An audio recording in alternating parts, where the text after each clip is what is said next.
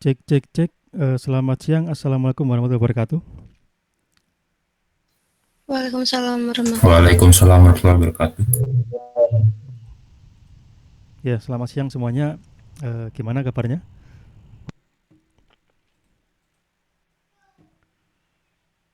Ya, Alhamdulillah, Pak. ya. Semoga semuanya Alhamdulillah baik, Pak. dalam kondisi yang baik ya. Eh, Masih dalam suasana Hari Raya Idul Fitri, Lebaran ya. Jadi bagi yang merayakan, saya ucapkan selamat Hari Raya Idul Fitri. Kemudian saya juga mengucapkan mohon maaf lahir dan batin ya.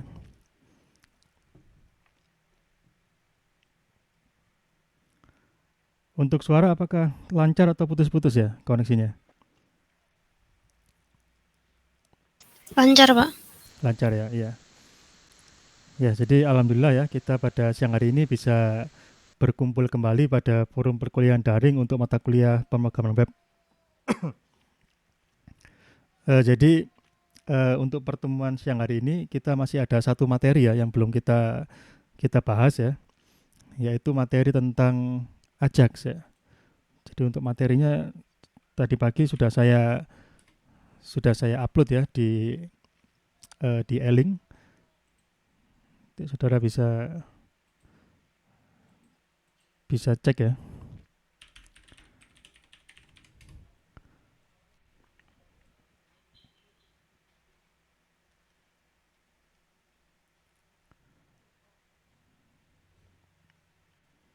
Jadi ini TIF ya, TIF kelas B ya.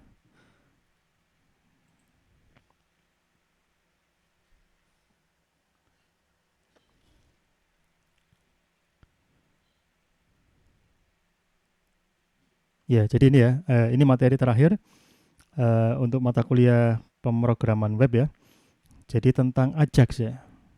Dan di sini juga sudah saya sertakan kode sumber atau source code yang bisa saudara coba untuk bereksperimen ya tentang bagaimana penerapan dari Ajax ini.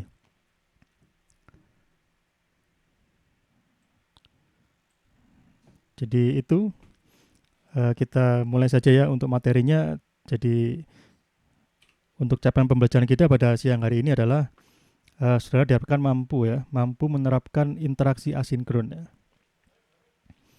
Jadi kuncinya di sini adalah asinkron.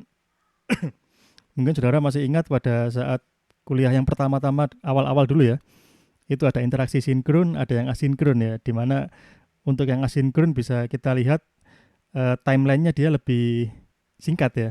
Artinya eh, untuk menghasilkan respons ya, itu dibutuhkan waktu yang lebih singkat dibandingkan yang sinkron ya.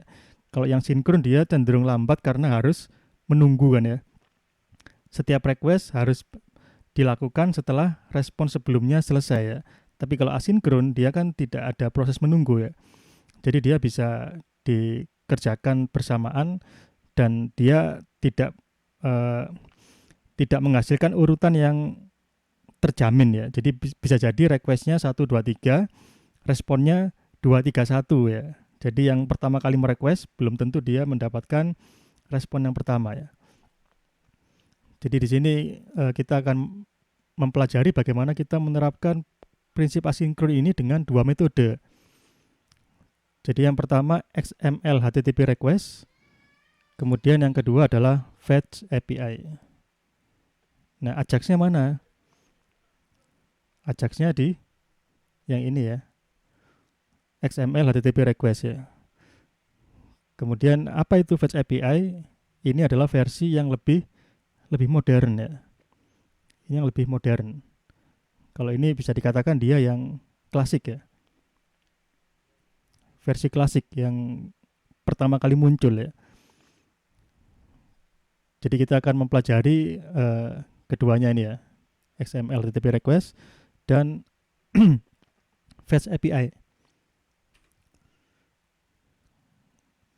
Nah, di sini kita bisa ketahui ya bahwa Ajax itu sebenarnya dia suatu singkatan ya. Jadi namanya mirip dengan klub sepak bola di Belanda ya, Ajax Amsterdam. Tapi di sini kita dalam konteks pemrograman web, maka Ajax ini adalah singkatan dari asynchronous ya, JavaScript and XML. Jadi ada 3 ya di sini ya, 3 konsep ya, atau 3 kata kunci. Yang pertama asynchronous ya, asinkron. Kemudian JavaScript, berarti dia menggunakan JavaScript. Dan yang ketiga dia menggunakan XML ya. Walaupun nanti dalam prakteknya kita tidak menggunakan XML, tapi kita menggunakan JSON ya. Yang lebih populer adalah JSON, walaupun kita bisa menggunakan XML ya. Tapi JSON ini yang lebih banyak digunakan di dunia nyata ya, untuk aplikasi-aplikasi yang menggunakan Ajax ya. Jadi dengan Ajax, apa yang terjadi? Yang terjadi adalah aplikasi web dapat melakukan request secara asinkron ya, pada background ya. Jadi yang melakukan request itu adalah suatu objek di sini ya. Jadi suatu objek dia melakukan request di mana? Di background. Artinya di background thread ya, di thread yang berbeda. Siapa yang melakukan? Objek itu disebut dengan XML HTTP request. Jadi XML HTTP request itu adalah objek dari JavaScript ya, yang bisa kita gunakan untuk melakukan request secara asinkron. Jadi asinkron, kalau kita melakukan request ya, mungkin saudara bingung ya, gimana bedanya request sinkron dan asinkron ya. Kalau kita gampangkan ya, kita sederhanakan masalahnya, antara sinkron dan asinkron dalam kaitannya dengan request, kasarnya ya, kalau kita request kemudian responnya itu berupa halaman web penuh, atau dengan kata lain dia mirip di refresh ya, halamannya semua di load dari 0 sampai selesai, maka itu sinkron ya. Sama dengan kita melakukan refresh ya. Kita melakukan refresh pada suatu halaman, itu dia sinkron ya. Kita ingin mengambil data, tapi konsekuensinya halaman webnya harus diganti semuanya, maka itu disebut dengan sinkron ya. Tapi kalau asinkron dia tanpa refresh ya, tanpa refresh, itu dia asinkron. Jadi halamannya tetap ya, yang berganti hanya parsial ya. Jadi dia sifatnya hanya parsial saja. Sedangkan kalau yang sinkron dia biasanya total ya, satu halaman diganti semuanya dengan halaman yang baru ya. Tapi kalau asinkron dia hanya mengganti bagian yang dibutuhkan ya. Jadi sebagai ilustrasi,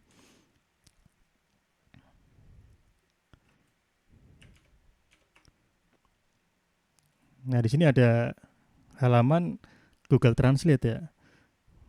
Google Translate dia tampilannya seperti ini. Kita ingin, misalnya kita swipe ya, selamat siang misalnya ya. Selamat siang ya. Saudara bisa lihat di sini. Konten dari halaman web itu dia berubah ya. Yang di sebelah kanan ini dia nilainya berubah tanpa halamannya mengalami refresh ya. Jadi dia bisa semacam real time gitu ya. Ini interaksi secara asinkron ya. Kalau kita ganti hanya selamat saja, nah ini dia akan berubah. Ini juga nilainya berubah ya, kontennya berubah. Tapi yang berubah hanya di bagian-bagian tertentu ya. Sedangkan yang ini, yang di atas, kemudian menu-menunya, usernya, yang di bawah ini dia tetap ya. Jadi ini berkat adanya interaksi secara asinkron ya. Kalau seandainya ini kita ganti, halaman webnya kita ganti dengan teknik yang sinkron, maka setiap kita ingin translate itu harus submit, kemudian refresh ya. Seperti aplikasi yang kemarin kita buat ya, yang apa itu ya, rapid test ya kalau nggak salah ya. Yang ini,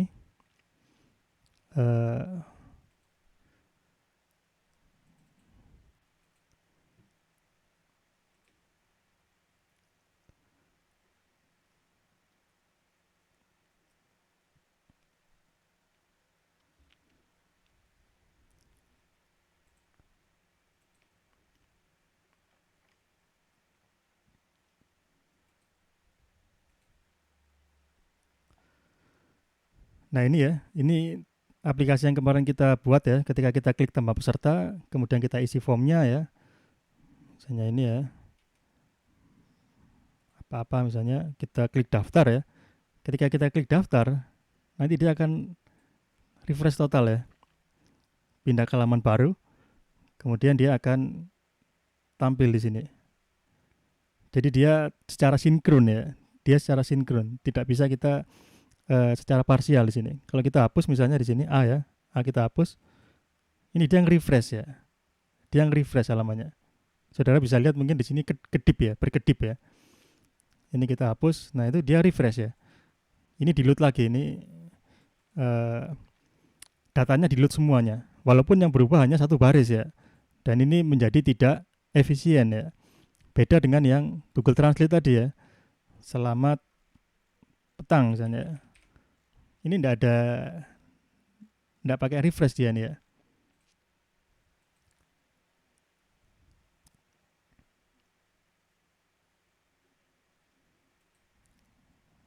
Nah ini dia tanpa refresh dia bisa berubah gitu ya. Cek suara saya masih terdengar atau putus ya? Masih Pak. Masih ya? Ya masih. Ini kok agak. Nah ini ya. Jadi seperti ini dia asinkron ya. Misalkan selamat ulang tahun ya. Ya sudah dia gini ya. Ini nggak berkedip di sininya. Di tabnya nggak berkedip, nggak ada tanda-tanda dia refresh. Karena requestnya terjadi di background ya. Di background. Kalau yang ini requestnya di depan ya, di foreground ya. Kalau kita hapus ya, sudah dia nge-refresh ya. Ini saudara lihat, ini ya saudara amati ikonnya di sini kelihatan dia berkedip ya nanti. Saya klik, nah itu ada berputar sejenak itu ya. Itu dia nge-refresh. Tapi kalau di sini kita lihat di sini di bagian ikonnya selamat ulang tahun sayang misalnya ya. Sudah dia berubah tapi ini tidak ada tanda dia refresh ya. Jadi itu interaksi yang asinkron ya. Jadi dia terjadi di mana? Di background ya. Jadi ketika kita melakukan request, yang request bukan browsernya ya, tapi yang merequest adalah ini, objek JavaScript namanya XML HTTP request. Jadi dia yang bertanggung jawab melakukan request. Kalau yang pertemuan kemarin yang asinkron, saudara belajar tentang objek DOM ya. Misalnya document.getElement by ID ya. Document.get elements by class name. Itu objek DOM. Nah, sekarang kita belajar objek XML HTTP request. Yang dia bertanggung jawab untuk melakukan request secara asinkron. Di mana di background ya. Nah, kemudian sejarahnya sejak tahun 2017 ini muncul alternatif ya yang namanya Fetch API ya. Nah, kenapa kok muncul alternatif? Pasti ada sesuatu ya. Kenapa kok kita tidak menggunakan ini lagi? Karena kalau nanti kita lihat ya, ini cukup ribet ya pakainya, ini cukup ribet. Kodenya cukup panjang ya. Sehingga disederhanakan dengan versi yang lebih sederhana yaitu Fetch API. Nah ini kita lihat bagaimana prinsip kerja dari XML HTTP request object ya. Jadi saudara bisa lihat di sini ya, di dalam suatu browser ya. Browser itu kan dia suatu software ya. Di dalamnya ada komponen-komponen ya. Ada komponen yang bertanggung jawab untuk merender HTML ya. Ada yang bertanggung jawab untuk mengeksekusi JavaScript ya. Atau JavaScript engine ya istilahnya ya. Jadi di dalam browser itu ada JavaScript engine. Nah, JavaScript engine dia bisa menjalankan script JavaScript-nya ya. Nah, di dalam JavaScript engine itu dia mendukung yang namanya XML HTTP request ya. Jadi nanti XML HTTP request dia melakukan apa ya? Dia melakukan request ya. Dia melakukan request atau call di sini ya. Dan dia juga akan menerima responnya. Jadi ketika ada event ya, kita lihat di sini ada event yang terjadi di klien, misalnya event on click ya, kita ngeklik tombol, nanti event tersebut akan men-trigger ya, men-trigger suatu fungsi ya. Jadi misalkan kita klik tadi, atau kalau di Google Google Translate itu eventnya adalah on change ya ini ya. Ketika dia berubah ya, kita hapus, dia langsung ngeload ya. Jadi eventnya di sini bukan on click tapi on change. Ketika nilai dari formnya berubah, maka dia request ya. Dia request ke server secara otomatis ya. Setiap terjadi perubahan ya, dia akan senantiasa request ya. Itu terjadi event, terjadi peristiwa atau terjadi suatu kejadian ya.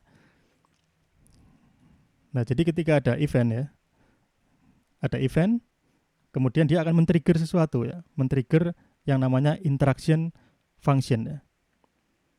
Jadi fungsi yang kita gunakan untuk menghandle terjadinya event tersebut ya. Dia akan panggil interaction function, kemudian interaction function di sini akan memanggil XML HTTP request ya. Kalau dia memang melakukan interaksi asinkron ya. Jadi dia akan manggil ke sini. Nah, kemudian pada XML HTTP request, karena dia sifatnya asinkron dan dia harus menunggu kan ya. Ketika dia memanggil ke server, maka dia harus menunggu server ya. Jadi prosesnya ini adalah lambat ya. Kita menunggu proses komputasi yang melalui jaringan itu kan dia cenderung lambat ya, dibandingkan dengan komputasi yang internal di komputer ya. Jadi di sini ada proses menunggunya ya, ada proses menunggunya, menunggu server ya, menunggu server untuk memberikan respon.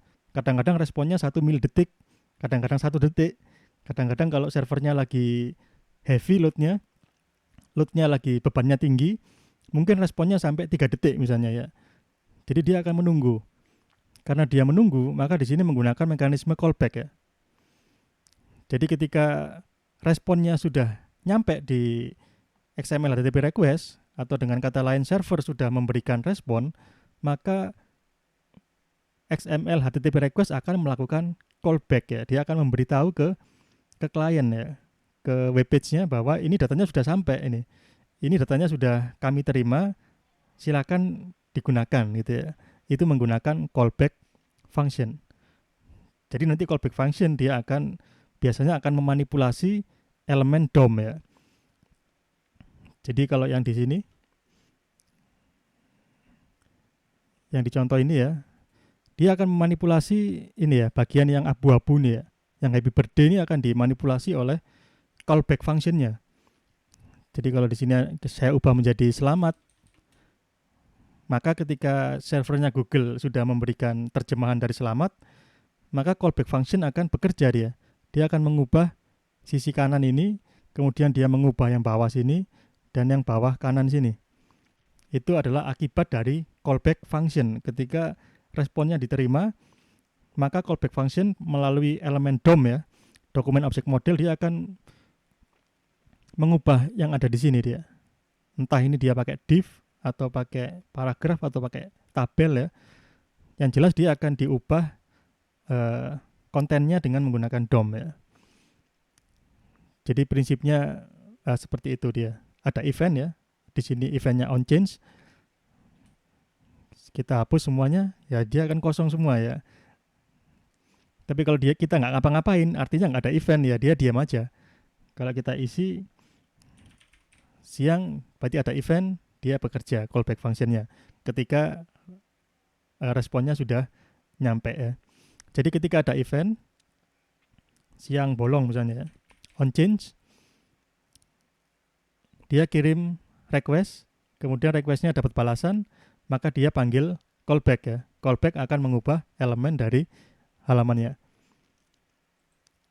Jadi mekanismenya seperti itu ya. Dia akan mengupdate ya di sini ya, mengupdate area tertentu pada webnya ya. Jadi dia mengupdate parsial biasanya ya.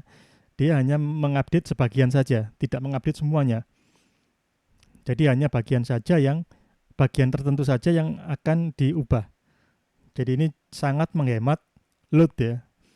Karena kita tidak perlu mereload halaman secara total, kita hanya mengubah bagian yang ingin kita ubah saja. Jadi prinsipnya seperti itu ya. Jadi sekali lagi dia pertama ada event, kemudian dia panggil interaction function ya, kemudian dia menunggu. Setelah dia dapat responnya, yang keempat dapat respon, maka dia akan memanggil callback function ya. Callback function dia akan melakukan update terhadap halaman web, kemudian perubahannya akan ditampilkan di halaman web tersebut ya. Ini teknik dengan menggunakan XML HTTP request ya. Dan sekali lagi di sini call-nya di sini, request-nya ini melalui proses di balik layar ya. Dia di background ya. Dia request-nya di belakang. Jadi ini ada agak spesial ini ya. Background itu kan kalau kita apa ya? Kalau kita analogikan tuh seperti operasi yang tersembunyi di belakang ya. Di balik layar, operasi rahasia mungkin. Ini cukup mendapatkan perhatian dari sisi security ya. Sesuatu yang tidak nampak ya. Misalkan kita berbicara kepada orang ya, tapi kita bicaranya bukan di depan orang itu, tapi di belakangnya. Itu kan sesuatu yang apa ya, tidak ada sesuatu yang apa ya, spesial gitu ya. Kita membicarakan orang di belakangnya. Ini kurang lebih sama ya, background ya. Sesuatu yang berjalan di belakang ini perlu dicurigai ya. Jadi XML HTTP request ini cukup berpotensi terhadap masalah security ya. Jadi nanti kita lihat apa konsekuensinya ya ketika kita menggunakan request yang di balik layar ya. Request yang bukan request yang di depan layar, yang di foreground, tapi di balik layar. Ini kaitannya dengan security. Nah, sekarang kita lihat kelebihan dan kekurangan ya ketika kita menggunakan interaksi asinkron ya.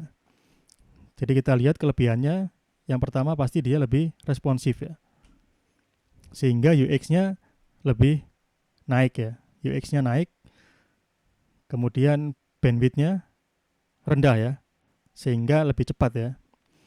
Jadi mengurangi penggunaan bandwidth, kemudian komunikasi secara asinkron ya, tidak perlu menunggu, kemudian mengurangi server hits ya, dan beban jaringan ya. Server hits itu ya mengurangi jumlah request ya. Jadi servernya bebannya menjadi lebih ringan, begitu pula dengan jaringannya juga menjadi lebih ringan karena lalu lintas datanya juga menjadi lebih kecil ya, atau lebih sedikit. Kemudian kekurangannya apa? Yang pertama adalah kompatibilitas web browser ya. Ini sudah menjadi untuk saat ini menjadi debatable ya.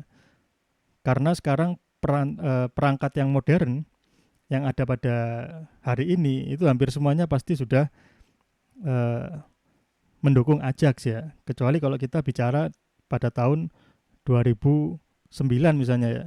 Tahun 2009 ya memang pada saat itu masih banyak yang pakai Windows XP ya.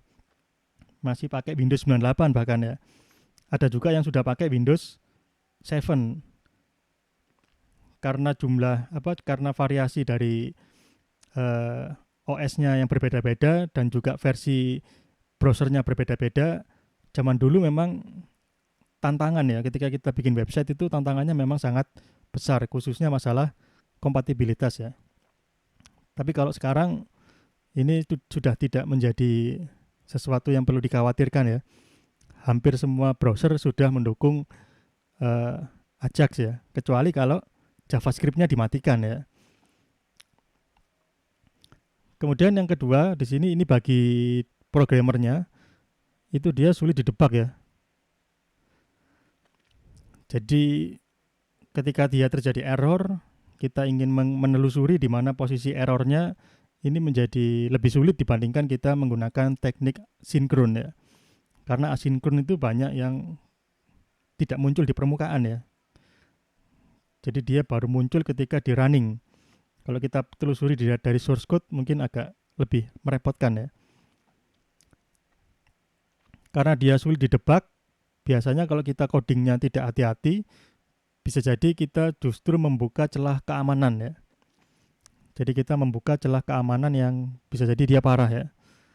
Jadi aplikasi yang kita buat dengan Ajax itu ada kemungkinan dia lebih mudah disusupi ya oleh software-software yang malware itu ya, atau oleh hacker-hacker yang mungkin ingin berbuat sesuatu. Kemudian bisa juga menambah beban server ya. Jadi ini kebalikannya ya, kalau kita menggunakan auto update ya, di mana dia akan senantiasa memberikan update kepada klien, ini justru akan menambah beban ya. Karena kliennya nggak minta, tapi kita berikan dia update ya. Jadi ada kalanya dia bisa menambah beban server. Contohnya ketika kita menggunakan auto update ya. Nanti dia bisa ketika kliennya nggak butuh, tetap kita kasih gitu ya. Ini bisa menjadi bumerang gitu ya, semacam bumerang menambah beban server. Nah sekarang kita lihat ke teknisnya ya, teknis dari Ajax. Ini saya ambil potongan kodenya ya. Ini kodenya sama dengan yang ada di E-Link. Jadi yang pertama ini menggunakan XML HTTP request ya. Di sini saya kasih fungsi namanya ambil data ya, dengan menggunakan XHR ya. Jadi XHR itu ya XML HTTP request ya. Jadi dia disingkat menjadi XHR ya.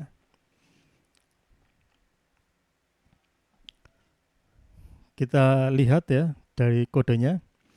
Jadi yang pertama di sini ada deklarasi URL ya. URL ini apa? Di sini adalah URL dari servisnya ya, yang akan melayani permintaan asinkron ya. Di sini servisnya adalah HTTP localhost ajax api.php. Kalau kita lihat di source code-nya, dia ada di sini ya, di folder Ajax ya. Kemudian ada api.php. Nah, seperti ini dia. Kita bisa lihat di sini dia merupakan file PHP. Kemudian kita set tipe datanya ya. Tipe datanya di sini dari respon header ya. Respon headernya kita set content type application JSON ya. Jadi ketika klien menerima respon dari server, dia tahu bahwa responnya itu bukan HTML ya. Bukan HTML, bukan JPEG, bukan PDF, tapi dia adalah dokumen JSON ya. Kemudian apa yang dilakukan di sini? Di sini kita hanya mengirimkan sebuah data ya.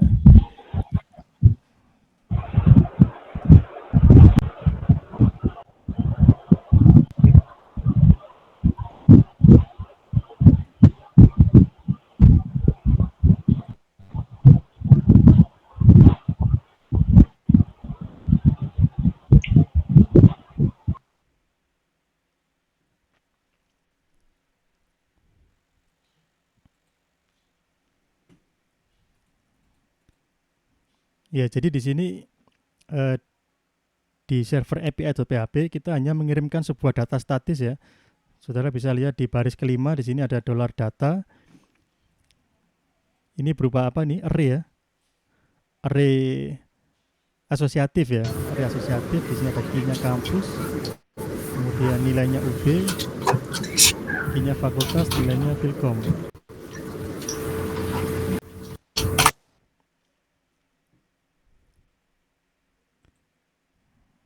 Ya. Jadi ada data array ya. Data array ini akan dikirim ke klien ya. Dalam bentuk apa? Dalam bentuk JSON ya. Dalam bentuk JSON. Bagaimana caranya? Kita menggunakan fungsi JSON encode. Jadi JSON encode ini dia akan mengubah array ya, array PHP menjadi JSON. JSON ini dia JavaScript ya. Kalau kita jalankan, kita lihat ya. Nah, seperti ini dia. Ini adalah tampilan dari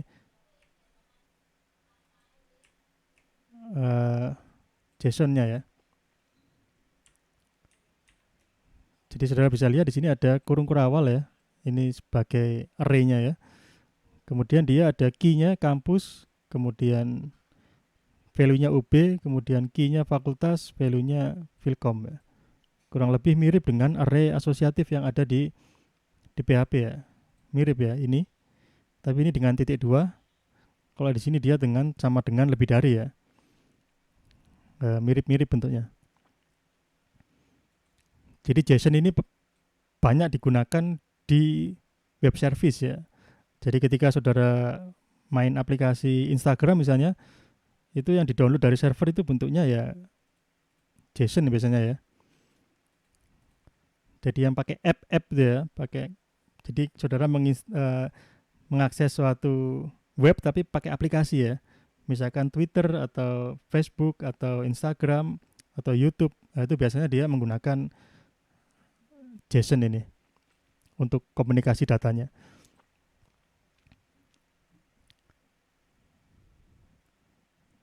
Nah, kemudian ini menghasilkan JSON dia nih ya, menghasilkan JSON. Kemudian berikutnya kita menyiapkan objek XHR-nya ya. Di sini kita simpan sebagai variabel XHR ya. Isinya adalah objek dari XML HTTP request ya. Jadi kita membuat instance baru di sini ya. New XML HTTP request. Kita simpan dalam variabel XHR. Jadi nanti di sini XHR ini akan bertanggung jawab ya untuk melakukan request dan mendapat respon ya. Kemudian di bawah kita bisa lihat di baris berikutnya XHR, kemudian dia memanggil metode apa di sini? Metode on ready state change ya.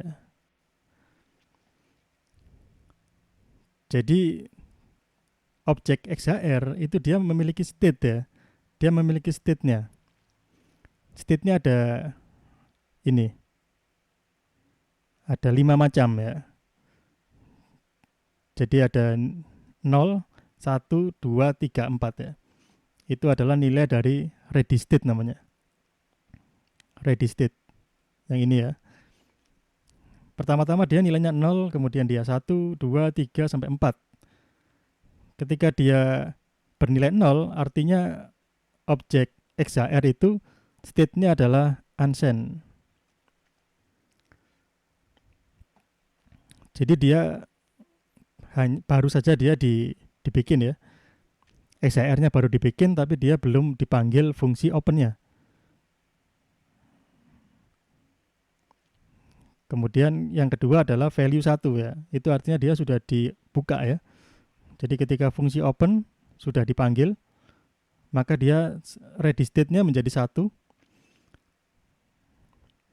Kemudian ketika fungsi send-nya dipanggil ya, maka dia akan berubah menjadi state headers receive ya. Jadi dia sudah mengirim dan dia sudah mendapatkan header dari server ya. Tapi bodinya masih belum dapat. Itu dia masuk ke state yang ketiga ya, dengan nilai 2 nih. Jadi dia masih dapat headernya saja. Nah kemudian setelah headernya sudah didapatkan, respon headernya ya, maka berikutnya dia akan melakukan loading ya. Dia akan ngeload atau mendownload body dari respon ya. Ketika dia sedang mendownload body dari respon, maka state-nya berubah menjadi loading atau dengan nilai 3 ya. Itu artinya dia sedang melakukan download ya. Mendownload respon teks ya. Tapi dia masih sebagian ya. Dia masih proses, masih belum selesai. Nah, ketika proses downloadnya sudah selesai, artinya semua data sudah ditarik dari server, maka dia menjadi done ya. Nilainya menjadi 4.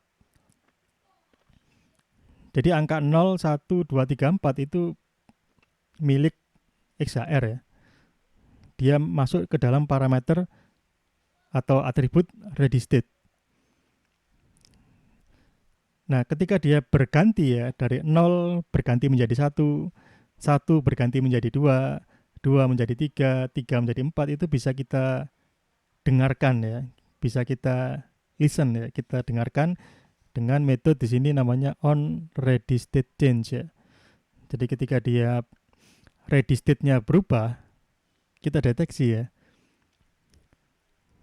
Kita di sini membuat fungsi di sini ya, function. Jadi dalam JavaScript itu fungsi bisa disimpan dalam suatu variabel ya. Jadi function, nah di sini XHR-nya ini kita cek ya. Jika ready state-nya sama dengan 4, artinya apa? Artinya dia sudah selesai download ya. Dia sudah done ya. Ketika dia sudah 4 dan statusnya 200 ya. 200 itu kalau di HTTP oke ya. Artinya oke ya, 200 oke. Berarti artinya dia sudah selesai mendownload dan yang di-download itu ada ya, bukan 404 ya. Kalau 404 kan enggak ada ya, tapi 200 itu berarti artinya dia ada. Maka kita bisa mengambil atau melakukan parsing terhadap datanya ya. Nah, di sini kita tangkap datanya di sini dengan metode json.parse. Kita melakukan parsing ya. Jadi tadi datanya itu bentuknya apa namanya? Seperti ini ya. Ini kan bentuknya terstruktur ya. Kita parsing ya. Kita ingin ambil nilai dari kampus dan nilai dari fakultas ya. Bagaimana cara mengambilnya? Menggunakan teknik namanya parsing ya. Jadi kita parsing ya. Jadi kita parsing, kemudian hasil parsingnya itu yang mana? Itu yang di sini. Data kampus dan data fakultas ya. Karena kita simpan dalam variabel data ya. Jadi data kampus ini nanti menghasilkan UB ya. Kemudian fakultasnya Filkom kalau nggak salah dia. Filkom ya. Ya ini kampusnya UB, fakultasnya Filkom. Nah kemudian UB dan Filkom kita tempel ya, kita tempel ke dalam elemen dari HTML ya. Jadi kalau kita lihat di sini kliennya ya, ini kan servisnya API-nya ini ya. Di sini ada juga namanya file client.html. Nah ini adalah klien yang akan melakukan request secara asinkron ya. Jadi kita lihat di baris ke-9 dan 10 ya. Nah, di situ ada 2 span ya. Yang pertama span ID kampus, yang kedua span ID fakultas. Ini disediakan untuk menempelkan data dari JSON tadi yang diparsing, yang kampus dimasukkan ke ID kampus dan yang fakultas dimasukkan ke ID fakultas ya. Jadi menggunakan DOM ya. Jadi kita bisa lihat di sini ada 2 variabel ya, variabel kampus. Ini adalah objek DOM ya. Document.getElementById ya, yang kampus. Kemudian yang kedua di sini objek fakultas, document.getElementById dia fakultas ya. Kemudian untuk objek kampus kita set ya inner HTML-nya dengan data kampus ya. Data kampus ini hasil parsing dari JSON yang ini ya. Data kampus, kemudian fakultas.innerhtml kita set dengan data fakultas. Hasil parsing dari variabel data yang ini. Jadi prinsip kerjanya seperti itu ya.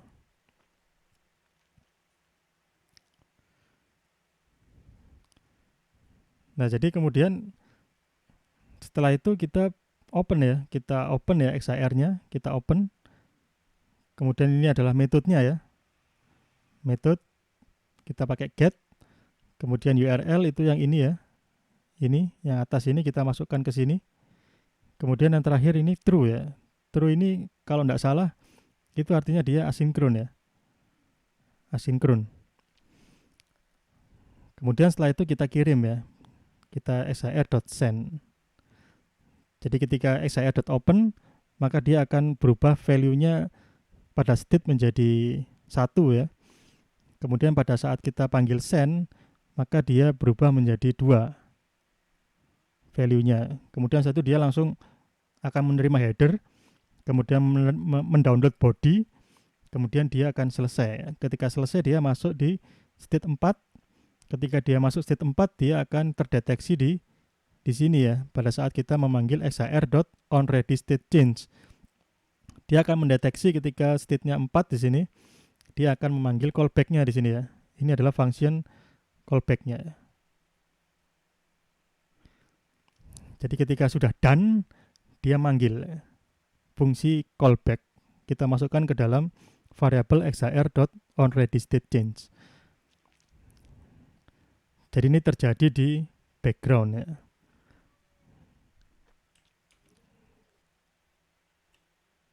Jadi coba kita jalankan ya ini ya kodenya ya. Nah ini kampusnya masih kosong ya, fakultasnya masih kosong. Kita ambil dengan XHR ya. Kita request ke server, nanti server akan memberikan data kampus dan fakultas. Ini kita klik ya sambil kita lihat ikonnya di sini ya. Apakah akan nge-refresh atau enggak di sini ya. Ya, tidak ada refresh ya. Dan ini dia berubah ya. Data dari XHR, kampusnya UB dan nilainya Philcom ya. Ini dia data dari sini. Yang aslinya dia bentuknya seperti ini. Kemudian diparsing oleh JavaScript ya. Kemudian diambil nilainya, kemudian ditempel pada elemen DOM ya. UB-nya masuk sini. Yang ini. Kemudian yang Philcom dia masuk di bawah. Ini yang dengan XHR ya. Nah, di sini saudara bisa lihat ada satu tombol lagi ya dengan fetch ya. Jadi ini kita melakukan 2 hal yang sama ya. Tapi yang satunya dengan XHR, yang satunya dengan fetch. Ini saya refresh kembali ke awal ya. Ini dengan XHR. Kita refresh lagi di sini. Ini saya coba ambil dengan fetch ya. Ini dengan fetch. Efeknya sama ya. XHR, fetch ini efeknya sama.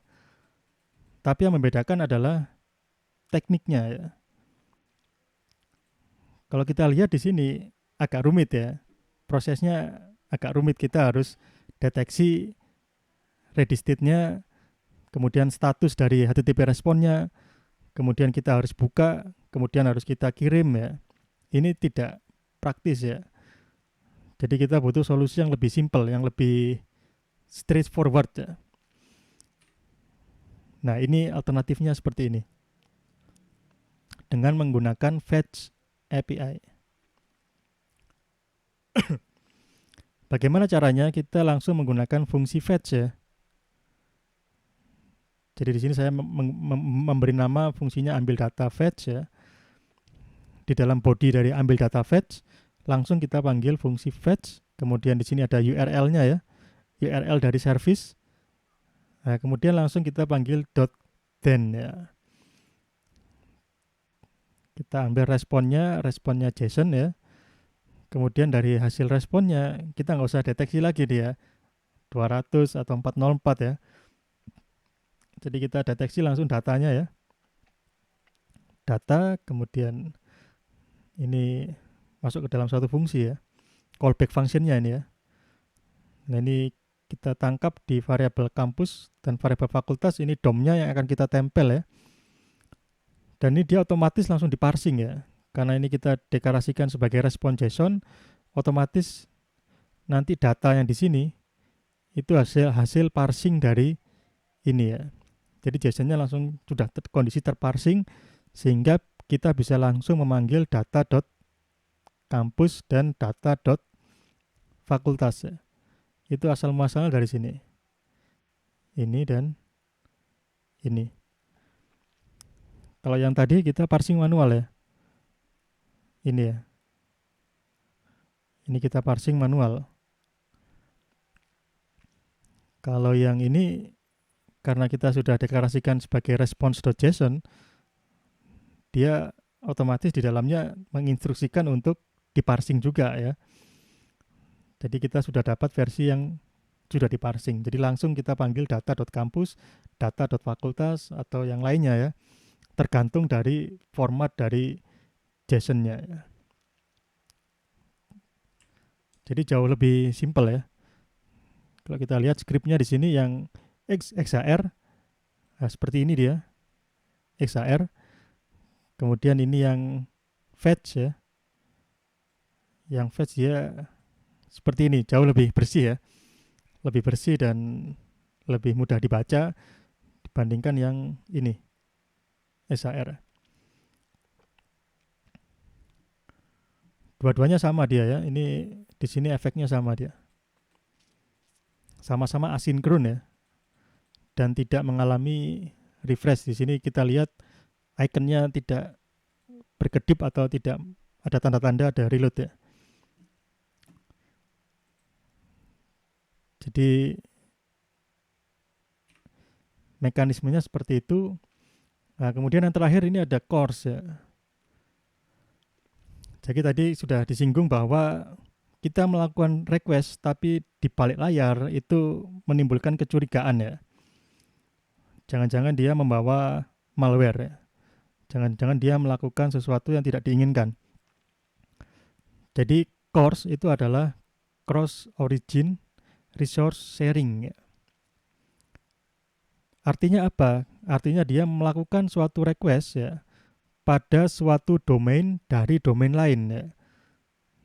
Jadi misalkan di sini saya untuk aplikasi yang saya buat tadi ya, yang ini ya, yang klien ini dia jalannya di mana klien ini? Ini dia jalannya di localhost ya, domainnya adalah localhost ya. Kliennya jalannya di localhost. Servernya atau servisnya jalannya di yang ini dia jalannya juga di localhost ya. Jadi sama-sama dari localhost.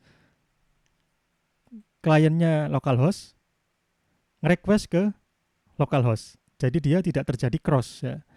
Tidak terjadi cross ya. Lain ceritanya kalau dia kliennya localhost tapi servisnya bukan localhost tapi dari UB misalnya ya. ub.acid atau google.com ya. Itu dia akan di drop ya. Dia tidak akan bisa melakukan request ya. Requestnya akan gagal ya. Defaultnya akan gagal. Karena dia terkena larangan CORS ya. Jadi pada mayoritas AJAX request secara default akan terkena larangan CORS ya. Jadi kalau kita request di sini ke domain X ya, dari domain X mau request ke domain Y ya, dari X ke Y, ini nggak bisa nih. Jadi kalau kita punya suatu kode JavaScript ya yang berjalan di domain X, kemudian script JavaScript itu request ke domain Y, itu dia kemungkinan besar akan ditolak atau akan terkena larangan CORS ya.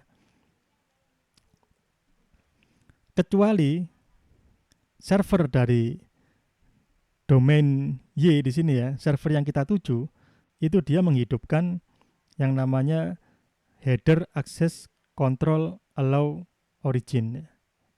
Kemudian dia ada tanda bintang ya. Artinya dia semua ya.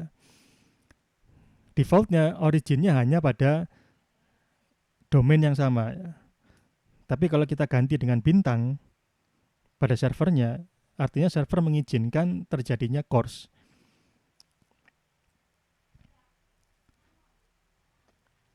Jadi ini disetting di server ya. Jadi kita harus setting di server. Kalau kita setting di server dia dengan tanda bintang ya, maka klien dari domain manapun bisa mengakses ke server kita. Tapi konsekuensinya itu bisa cukup berbahaya ya. Itu bisa membuka celah keamanan ya.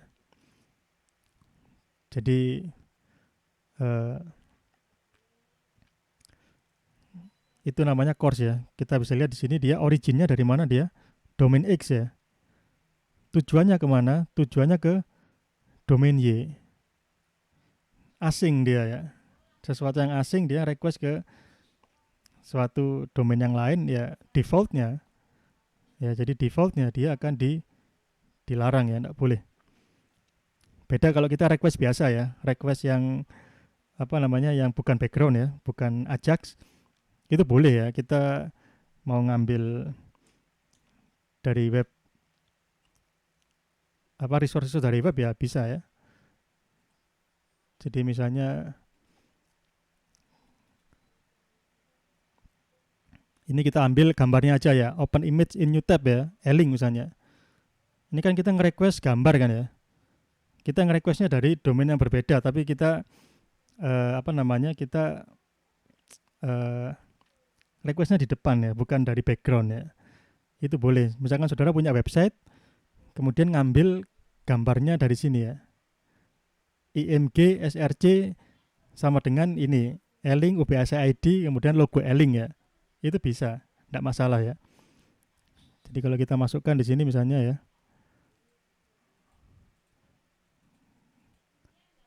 kita tambahkan di sini logo Eling misalnya ya, IMG SRC.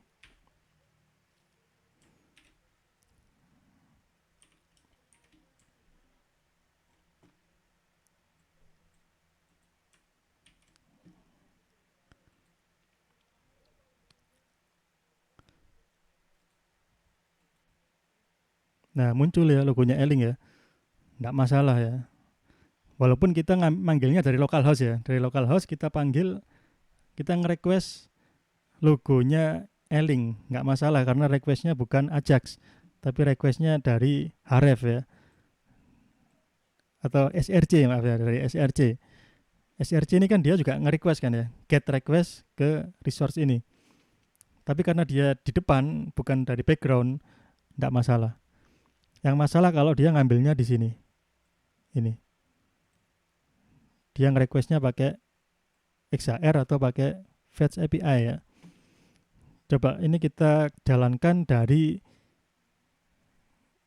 ini, dari apa namanya, foldernya XAMPP ya. Kita masuk ke folder htdocs ya, XAMPP, maaf, Ajax ya. Ini kan dia, ini ya, kliennya kan client.html. Ini saya jalankan. Nah ini seperti ini ya. Ini dan ini sama atau beda ini?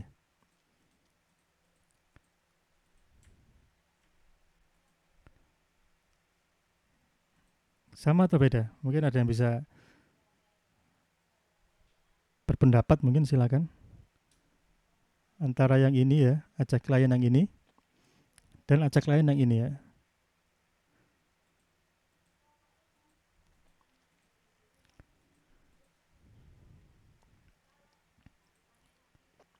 Yang ini saya jalankan di server ya. Saya tadi panggilnya dari sini, saya run di sini ya, server. Yang satunya saya langsung buka dari file system ya. Saya masuk ke direktorinya XAMPP, masuk ke folder Ajax, langsung saya double klik ininya. HTML-nya langsung di double klik kan ya, juga jalan juga dia. Dia juga jalan, jalannya seperti ini. Tampilannya sama ya. Nah ini kita eksekusi, masuk ya yang localhost. Nah yang ini kita lihat domainnya ya. Domainnya dia bukan localhost ya, tapi suatu file system ya. Apakah ditolak atau tidak? Diam aja dia ya. Oh, ini kok nggak mau jalan ya. Mungkin bisa kita lihat di konsul ya. Konsul berarti ini ya.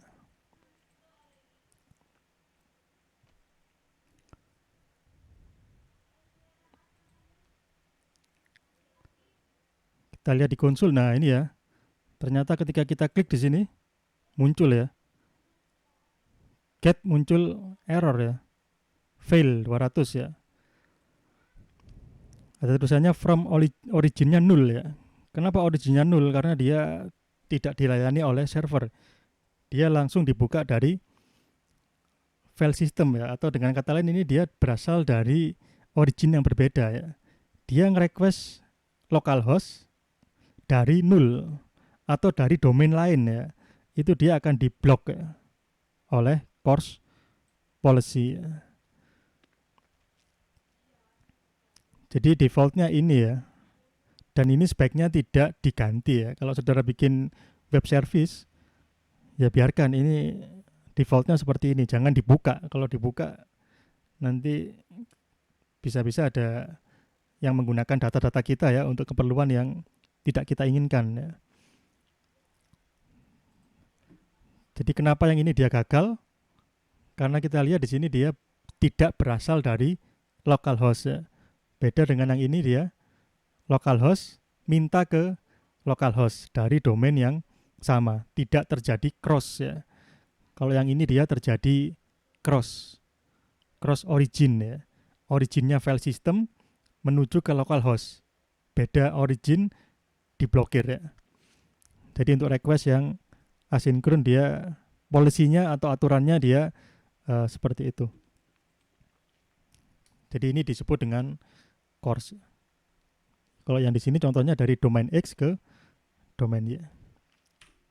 Ya, jadi mungkin itu ya untuk materi pemrograman web. Jadi semuanya sudah disampaikan ya. Mulai dari arsitektur sampai dengan yang terakhir tentang Ajax.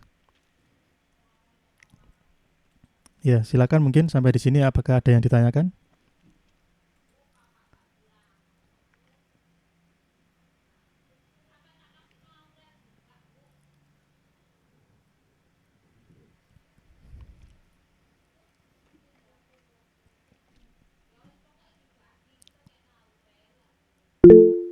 Ya, silakan Mas Andrew Salim. Pak, boleh tunjukkan versi konsolnya dari Ajax yang pakai localhost tadi, Pak?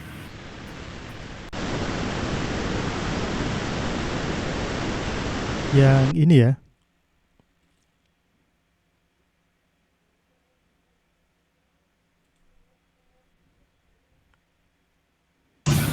Yang localhost, Pak. Kan tadi yang ditunjukkan yang dari folder si Sam tadi itu, Pak. Iya. Kalau yang localhost itu kira-kira konsolnya dari developernya gitu gimana? Ya, ini yang localhost ini Mas ya. Localhost di konsol dia Yang di ada. konsolnya, Pak. Gimana maksudnya Mas? Ini konsol sudah nih. Oh, cuman mau lihat perbandingannya saja Pak sama yang sebelumnya. Ini yang localhost, ini konsolnya ya. Kalau yang ini yang konsol yang file system. Yang dia error ya, ketika dia diklik kan nggak ada respon ini ya. Nggak ada respon tapi dia muncul di konsolnya ada banyak errornya ya. Kalau yang di localhost, di konsolnya nggak ada laporan apa-apa. Ini konsolnya kosong.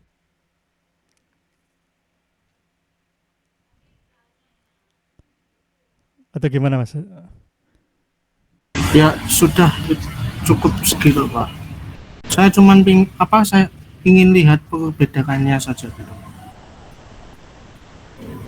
Oh, perbedaannya ya. Ya, jadi untuk yang kondisi normal di sini ya. Ini karena ini normal nggak ada yang errornya ya. Jadi ya di konsol dia nggak ada laporan apapun.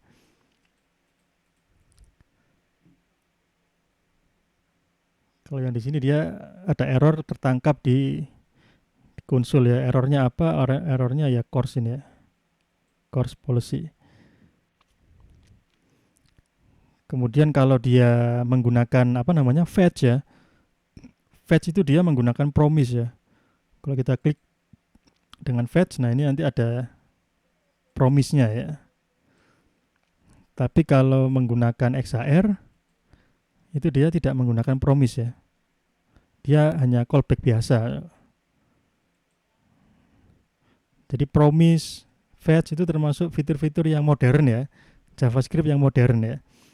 Tapi kalau XHR itu JavaScript yang generasi yang sebelumnya. Jadi mana yang dipilih ya? Kalau menurut saya sebaiknya menggunakan fetch ya.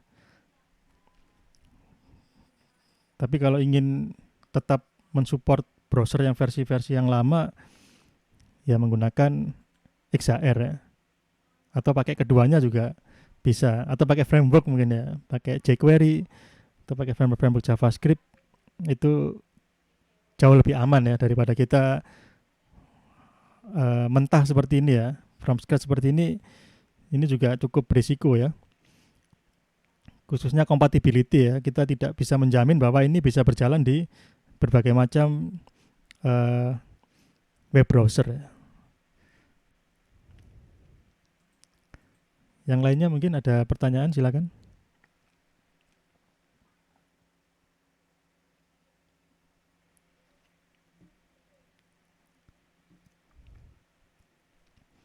Ya baik ya, jika tidak ada pertanyaan mungkin bisa dinyalakan sebentar kameranya untuk saya ambil screenshotnya.